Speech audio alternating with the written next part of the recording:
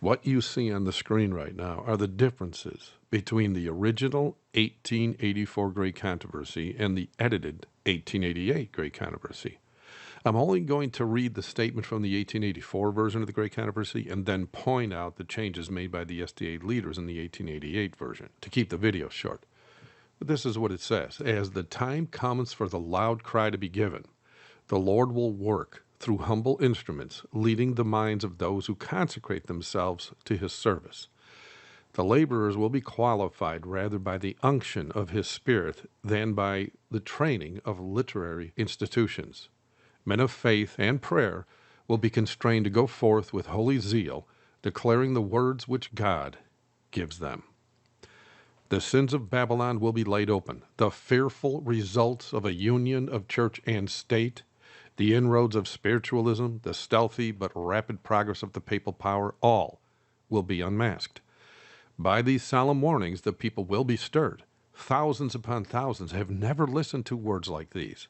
In amazement, they hear the testimony that Babylon is the church, fallen because of her errors and sins, because of her rejection of the truth sent to her from heaven. The people go to their former teachers with the eager inquiry, are these things so? The ministers present fables, prophesy smooth things to soothe their ears and quiet the awakened conscience, but many refuse to be satisfied with the mere authority of men and demand a plain, thus saith the Lord. The popular ministry, like the Pharisees of old, are filled with anger.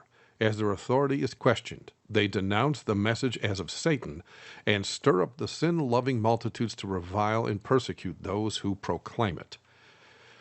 So, first off, notice that they removed the prophetic term loud cry and replaced it with this in the 1888.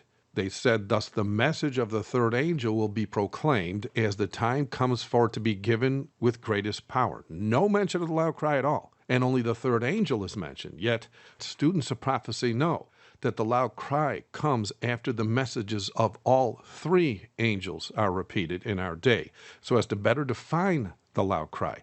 As prophesied, the SDA Church not only stopped preaching the messages of angels 1 and 2, they are openly defending the Pope in Rome as a holy leader in print and on camera. This is done so the people in the pews, and especially the world at large, never hear the message of the first angel that declares with a loud voice, fear God and give glory to him, for the hour of his judgment is come, and worship him that made heaven and earth and the sea and the fountains of waters. We all know how the fourth commandment ties in here, as the same description of the Lord is shared as is found in Exodus 20, verses 8 to 11. But because they honor the Pope by declaring him holy leader, as well as honor him with many Sunday-keeping SDA churches, they cannot proclaim God's law as the basis of the investigated judgment today, for in so doing will make it difficult for Rome to convince all 501c3 church leaders to lobby for and then enforce Sunday laws to stop what they claim as climate change instead of the harbinger of the coming of the Lord. In so doing means they must hide how judgment is passed, as well as go directly against God's law to please the dying God of Rome, just as prophesied. They also refuse to proclaim the second angel's message, which all students of prophecy know confirms what both the Old and New Testament says about who and what Babylon is today. And so to prevent the Church of Rome that embraces 86.2% Babylonian paganism into their dogmatic structure, the apostate SDA leaders only echo the message of the third angel, which speaks of the mark of the beast. But since the first and second angels' messages are rarely declared by the SDA leaders, most in the churches have no idea they need to make their path straight for the coming of the Lord, and they have no idea how angel number 2 defines the beast that enforces the mark in the third angel's message. That is why most people are easily fooled today into thinking the mark is a 666 tattoo, the barcode, or even the very chip that's implanted under the skin.